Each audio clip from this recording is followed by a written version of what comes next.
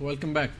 सेठी साहब, 1973 का आइन बहुत बड़ी अचीवमेंट थी पाकिस्तान की हिस्ट्री के अंदर से, और ये क्रेडिट जाता है भुट्टो साहब को। अब भुट्टो साहब का दौर आ जाता है। भुट्टो साहब का दौर आता है, दो तीन चीज़ें स्ट्रेट अवे हो जाती हैं।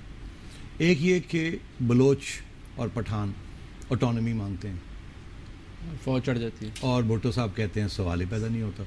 और टिक्का खान जो आर्मी चीफ, उस वक्त डिफेंस में, पहले आर्मी चीफ फिर डिफेंस मिनिस्टर, उसको कहते हैं कि फ़ौज बलूचिस्तान में भेज दें, ऑपरेशन क्रश कर दें, ऑपरेशन करें, और बलोच नेशनलिस्ट को और वली खान की पार्टी को, नेशनल अवामी पार्टी को क्रश कर दें। ये पहला ऑपरेशन था। ये पहला अयूब के ज़माने में हुआ, अब ये पठानों को भी इंक्लूड कर दिया गया। तो वही नेशनल सिक्योरिटी स्टेट, फौज, डिनायल ऑफ प्रोविंशियल ऑटोनॉमी। हालांकि कॉन्स्टिट्यूशन में सारी बात कर दी, यहाँ तक कह दिया कि 10 साल में कंकरेंट लिस्ट भी खत्म हो जाएगी। एक तरफ ये और दूसरी तरफ फौज को भेज देते हैं क्रश करने के लिए ऑटोनॉमी के मूवमेंट जो है। समझी बात? पहली चीज़।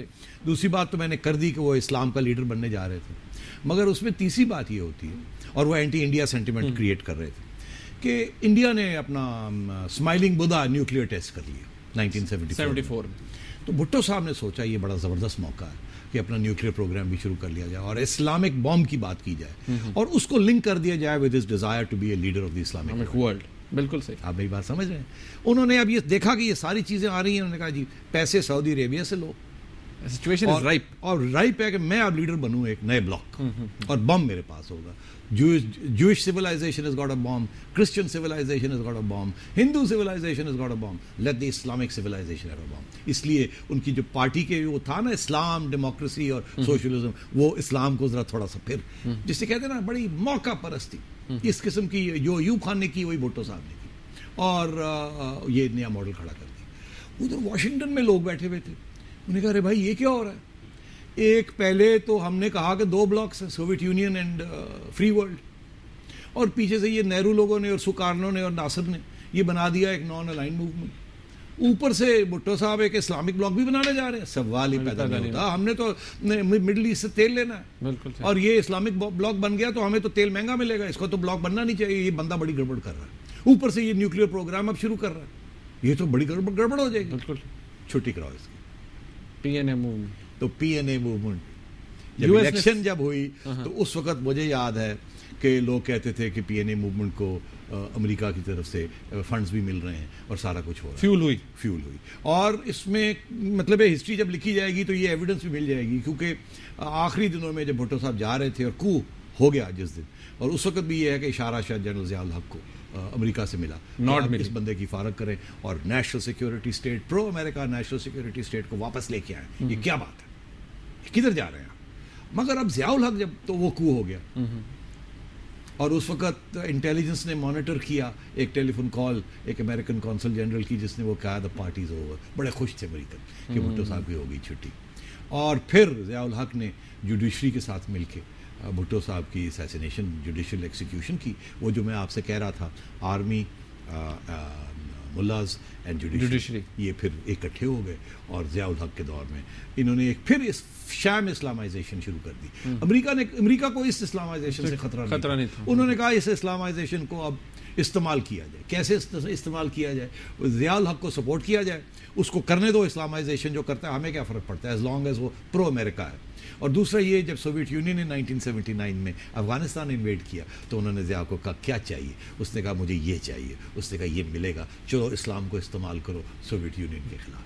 और आपकी मुजाहिदीन पार्टीज, जमात इस्लामी, हिकमत यार, गुलबुद्दीन हिकमत यार, ये सारे उभरे और आपने जिहाद शुरू कर दी, फॉस्टर किया। अमेरिका ने बिलियंस ऑफ डॉलर्स आपकी आईएसआई को दिए, और हमारे बहुत से आईएसआई के जनरल्स भी बड़े अमीर हो गए, और इन्होंने फिर जिहाद की। हमें कहा कि इस्लाम की खिदमत हो रही है, एक्चुअली खिदमत किसी और की हो रही थी, अपनी भी हो रही थी, और अपनी भी हो रही थी, और अमेरिका की भी हो रही थी। और इस तरीके के साथ एक नेशनल सिक्योरिटी स्टेट और भी बढ़ गई, स्ट्रांग हो गई, और मिलिट्री पावर में और भी स्ट्रांग हो गई। और पहली दफ़ा मिलिट्री का और मजहबी जमातों का जो पहले बड़ा एक फ्लूइड रिश्ता था, अब वो उसको इंस्टीट्यूशनलाइज कर दिया गया। और ऑब्जेक्टिव्स रेजोल्यूशन जो कि प्रीएम्बल टू द कॉन्स्टिट्यूशन था, ज़ियाउल हक ने उसको कॉन्स्टिट्यूशन का हिस्सा बना दिया और कहा कि अब हम पूरा इस्लामिक रियासत ये बने। और उसको इसकी ज़रूरत इसलिए थी क्योंकि mainstream political party People's Party को ख़त्म करना था, सेकुलरिज्म की जो नोशन था जमहूरियत का उसको ख़त्म करना था, और एक नई रूह देनी थी जिसकी बिना पे वो अपने आप को लेजिटिमाइज कर सकते और आवाम के साथ करीब हो सकते। 90 दिन इलेक्शन वो 90 दिन फारग हो गए और अमेरिका के साथ मिलके फिर हमारी फौज ने हमारे ऊपर हुक्मरानी की और हमें धोखा दिया। अब सेठी साहब, इसके बाद अगर वक्त आ रहा था, ज़िया साहब का ही दौर है, ज़िया साहब की डेथ तो बाद में होती है, नॉन पार्टी बेसिस के ऊपर इलेक्शन भी होता है, ज़िया साहब फिर पावर ज़्यादा एक्यूमुलेट कर लेते हैं और ज़िया साहब की बड़ी कंट्रोवर्शियल अमेंडमेंट्स भी आती हैं। जी हाँ, तो वो सारी अमेंडमेंट्स इसीलिए की गई थी अपने आप को मजबूत करने के लिए और अमेरिका के साथ जो अलायंस है उसको मजबूत करने के लिए। अब हुआ क्या? हुआ ये कि जब जिनीवा अकॉर्ड्स 1987 में जिनीवा अकॉर्ड्स हुए और ज़ियाउल हक नहीं चाहते थे कि जिनीवा अकॉर्ड्स पे हम साइन करें, मगर हमारे जो प्राइम मिनिस्टर से जुनेजो साहब, उन्होंने, क्योंकि सिविलियन सेटअप शुरू हो गया था और ये हमेशा होता है जब भी मिलिट्री सिविलियन सेटअप करती है उसका किसी न किसी स्टेज पे सिविलियन इंडिपेंडेंट होना शुरू हो जाता है। जाहिर है वो कहते हैं यार अब बहुत हो गया, अब थोड़ा सा हमें भी तो इजाज़त होनी चाहिए कुछ फैसले करने की। तो जुनेजो साहब ने जब ये फैसला किया कि हाँ वो जिनीवा अकॉर्ड साइन करेंगे और रूस को एक रास्ता देंगे अफगानिस्तान से जाने का, ज़ियाउल हक खुश नहीं थे और उस वक्त फिर इनके झगड़े शुरू हो गए और अमेरिका ने फैसला किया अब खत्म हो गया, अब हमें पाकिस्तान की क्या जरूरत है, अब तो सोवियत यूनियन भी खत्म हो गया था, उधर सोवियत यूनियन के साथ भी वो टेंशन नहीं थी और यहाँ न्यूक्लियर प्रोग्राम बन रहा था। उन्होंने कहा अब इस न्यूक्लियर प्रोग्राम को भी रोकना है, अब ज़ियाउल हक की हमें जरूरत नहीं है, उनकी छुट्टी कराई जाए। तो ज़ियाउल हक की छुट्टी हो गई। अब किसकी छुट्टी कराई, मगर जाहिर है किसके फायदे में हुई। और जैसे ही ज़ियाउल हक की छुट्टी हुई, अमेरिका ने कहा कि अपना न्यूक्लियर प्रोग्राम जो है 1989 में अमेरिका पाकिस्तान को छोड़ के और कहा कि अपना न्यूक्लियर प्रोग्राम बंद करें और सारी एड आपकी सैंक्शन कर दी और सारे आपको the most sanction country in the world आपको बना दी। अब उनको आपकी ज़रूरत नहीं थी और वो चले गए यहाँ से और जमहूरियत वापस आ गई जाहिर है। और उस जमहूरियत में अब फौज ने और सिविल जो ब्यूरोक्रेसी थी उसने फैसला करना था कि ये नई जमहूरियत जो आ रही है, जो सियासतदान आ रहे हैं, सियासतदान कौन आ रहा था? मुस्लिम लीग तो नहीं, वो तो साथ में नहीं थी, वो तो इनकी अपनी पार्टी थी फौज की।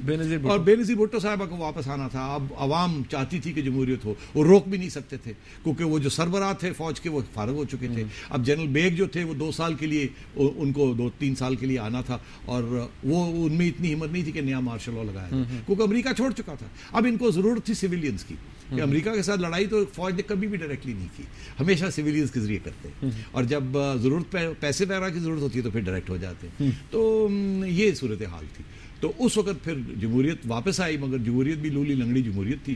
जनरल बेग ने अलायंस बनाया गुलाम इसाक खान साहब के साथ और बेनजीर भुट्टो साहबा को सिक्योरिटी रिस्क करार दे के 1.5 साल काट के बदनाम करके फारग कर दिया। उसमें बेनजीर भुट्टो साहबा ने खुद भी अपनी गलतियां की जैसे भुट्टो साहब ने की थी। बेनजीर भुट्टो साहबा ने दूसरी गलतियां की, करप्शन भी की और बहुत जल्दी इंडिया के साथ अमन की बात की जिससे फौज घबरा गई और ब्यूरोक्रेसी घबरा गई और इसलिए उनको फारग कर दिया।